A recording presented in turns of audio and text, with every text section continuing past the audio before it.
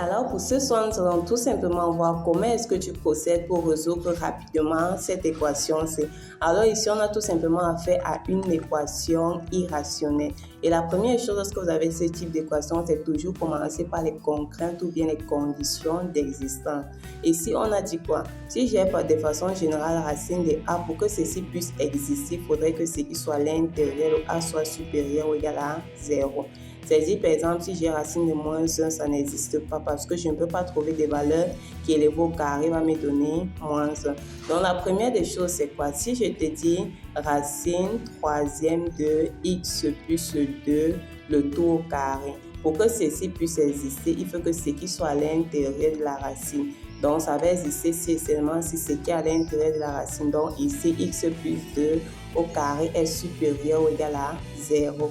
Or, qu'est-ce que je sais? Je sais qu'une expression élevée au carré est toujours positive ou égale à 0. Donc, ici, on a x qui appartient à R parce que peu importe les valeurs que je prends, plus 2 élevé au carré sera toujours positif. Maintenant, à part cette première racine, j'ai également la seconde-ci. Donc, maintenant, pour que racine, il faut que ceci existe et également que racine de x plus 2, racine troisième de x plus 2, il faut également que l'expression ci existe.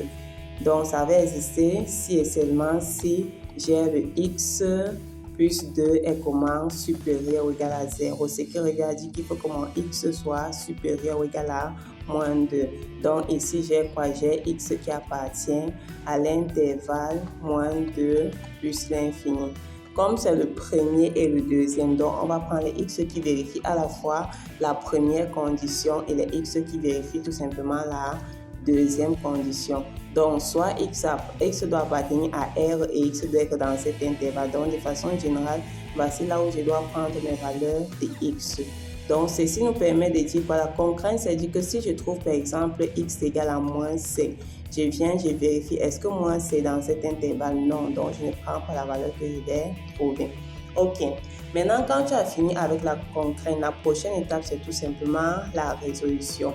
Ici, lorsque vous avez ceci, généralement, on a une racine troisième. La première chose que tu dois remarquer, c'est que si je te dis de façon générale, par exemple, racine de A, racine par exemple n de A à la puissance n, c'est encore dire tout simplement A à la puissance petit n sur grand n. Donc, ce qui est ici descend en bas. Par exemple, si je dis racine de 2, on peut encore dire la racine carrée de 2, c'est tout simplement quoi? 2 à la puissance 1 demi. Parce qu'ici, on a la puissance 1. C'est la raison pour laquelle que pour retirer la racine ici, qu'est-ce qu'on fait? On élève au carré. Donc, le racine de 2 au carré, c'est qu'en fait 2 à la puissance 1 demi au carré. Et c'est en élevant ceci au carré qu'on obtient notre 2. Donc, chaque fois que vous avez racine troisième, comme dans ce cas de figure d'une expression à une autre puissance, c'est-à-dire que l'équation, si je vais appeler l'équation si E. Ça veut dire une autre équation E, on peut encore. Ça veut dire tout simplement que notre équation E, je peux tout simplement encore l'écrire comme.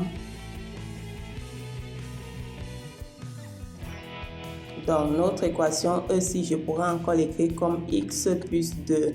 Comme ici, j'ai la puissance 2, je vais tout simplement mettre à la puissance 2. Comme c'est la racine troisième, je mets ici le 3. Et ceci, on va dire plus x plus 2 à la puissance 1 sur 3 est égal à 2. Maintenant, ici, il faut remarquer tout simplement quelque chose. C'est-à-dire quoi? Ici, j'ai x plus 2, ici, j'ai x plus 2. Ici, j'ai la puissance 2 sur 3, ici, j'ai la puissance 1 sur 3. Ce qui fait que je peux encore écrire l'équation, c'est tout simplement comme quoi? Je peux écrire ça comme on va mettre ça. On pourra encore écrire notre équation comme le x plus 2. Si je mets ça à la puissance 1 tiers, je peux mettre tout ceci au carré plus x plus 2 à la puissance 1 tiers, le tout à la puissance 1. J'envoie le 2, c'est moins d'égal à 0. Donc, remarquez que c'est la même puissance 1 tiers, puissance 1 tiers.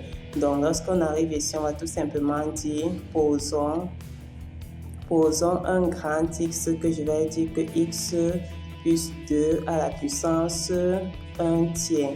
Maintenant que j'ai ceci, notre équation va devenir, donc on conserve la contrainte, on aura besoin de ça pour choisir les solutions. Donc lorsqu'on a ceci, on va tout simplement dire que notre équation E va devenir quoi? Ça va devenir, là où il y a l'expression, si je remplace, j'aurai quoi? Grand X au carré plus petit x moins 2 égale à 0.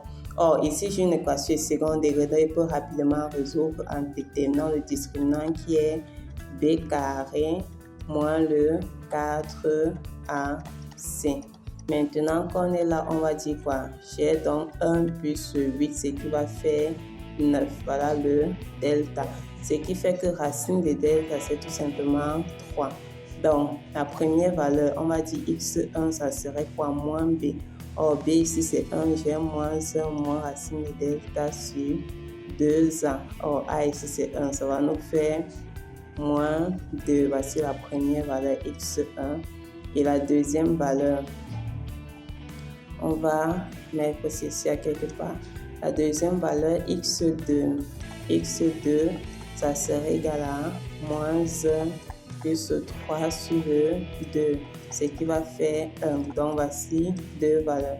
Maintenant qu'on a ce niveau, qu'est-ce qu'on a? On a deux valeurs qu'on a trouvées. On va tout simplement utiliser ceci. Alors, ici, ça, c'est 1 tiers. Alors, qu'est-ce que j'ai? J'ai trouvé que mon x1, mon grand x1 est égal à quoi? J'ai trouvé moins 2 et j'ai trouvé 1. Donc, si je dis moins 2, je viens, voici l'expression de grand x, c'est petit x qu'on veut. Donc, je vais dire x plus 2 à la puissance 1 tiers est égal à moins 2. Ou alors, l'autre valeur que j'ai trouvée, c'est tout simplement 1, pardon. Donc, je vais dire x plus 2 à la puissance 1 tiers est égal à 1. Alors, pour retirer 3, si j'ai 1 tiers, pour retirer le 3, il faut ajouter 3 ici en haut. Donc, ce qu'on va faire, c'est tout simplement élever ceci à une puissance. Ok, alors à ce niveau, on peut élever à la puissance 3, mais remarque déjà que de façon générale, ça c'est quoi? Ça c'est la racine de x plus 2, racine troisième de x plus 2. Or, la racine carrée d'un nombre, en fait, d'une expression, n'importe laquelle, ne peut pas être négative. Donc, ici, on va tout simplement dire que ceci est impossible. C'est impossible de trouver un x de telle sorte que la racine soit négative. Maintenant, ce qu'on fait, c'est qu'on vient tout simplement ici, on élève à la puissance 3. Donc, ici, j'aurai x plus 2 à la puissance 1 tiers, le tout à la puissance 3 qui serait égal à 1. Le 3 vient ici en haut, j'ai 3 sur 3, j'ai donc x plus 2 qui est égal à 1, ce qui fait quoi? Ce qui fait que notre x, donc on va prendre ceci, notre x serait égal à 1 moins 2, ce qui fait que c'est égal à moins 1. Maintenant, on vient, est-ce que moins est dans cet intervalle? Oui. Donc, on va tout simplement conclure que l'ensemble de solutions dans ce cas de figure, ça serait tout simplement moins 1. Donc, ici, ensemble de solutions dans R, c'est tout simplement moins 1. Maintenant, vérification. Lorsqu'on finit, on peut tout simplement rapidement vérifier pour voir si ce que tu as trouvé est vrai. Alors, j'ai trouvé x égale à moins 1 pour vérifier. On va dire vérification. Ça, c'est au brouillon. C'est dit quoi? Je dis, si je remplace x, j'ai racine troisième de moins 1 plus 2 au carré. Alors, plus racine troisième de moins 1 plus 2 au cube. Alors, on a ici quoi? Racine troisième de 1 plus racine troisième de 1. Or, 1, peu importe, à n'importe quelle puissance, c'est donc 1 plus 1, ce qui nous donne 2. Ça donne bien le 2 que l'on cherche. Voici le 2 qu'on a ici. Donc, voilà tout simplement comment tu procèdes pour résoudre cette équation-ci.